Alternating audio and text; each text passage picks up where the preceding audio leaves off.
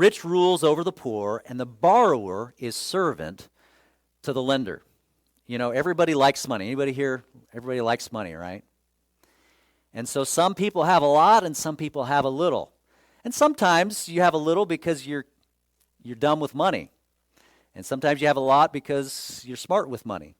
And sometimes, you know, it's just, you know, you were born into money, or maybe you had a lot of things thrown at you in life and it wasn't anything having to do with your fault. It's just kind of how the cards you were dealt, so to speak.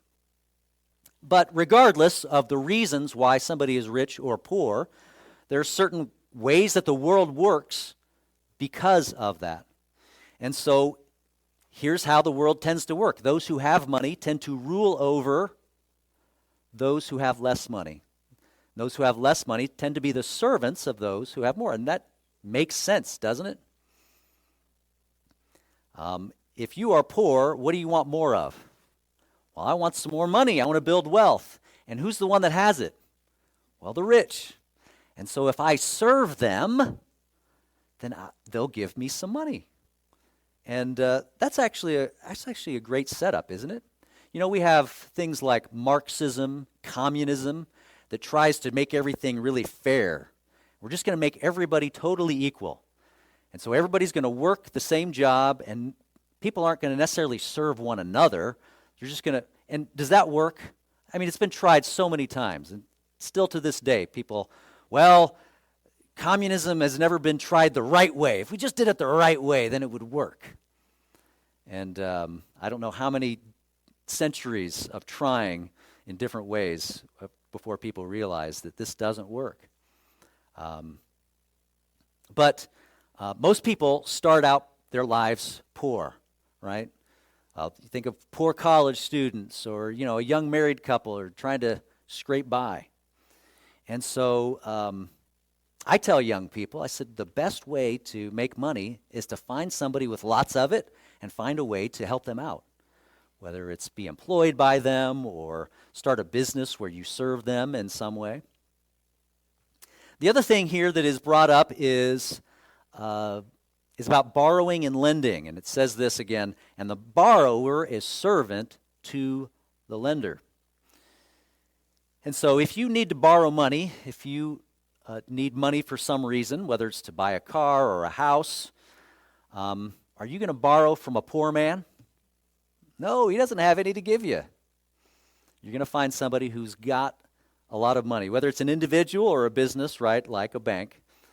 But when you borrow from them, you become their servant. And really, you put yourself under their power. They have a certain amount of power over you that they would not have otherwise. While you have that debt to them, they expect something from you. And if you do not fulfill that obligation, they can, you know, take away your home or garnish your wages or whatever it might be, have you punished in some kind of way. And so it's always good to ask the question, is it worth being under somebody's power to borrow that money? And so sometimes the answer might be yes. Well, I've got to live in a house, and so I'm going to take out a mortgage, I'm going to borrow from the bank, and I think I'm in a good enough position where I can pay that faithfully without too much risk. And so I'm going to go ahead and do that and provide a house for my family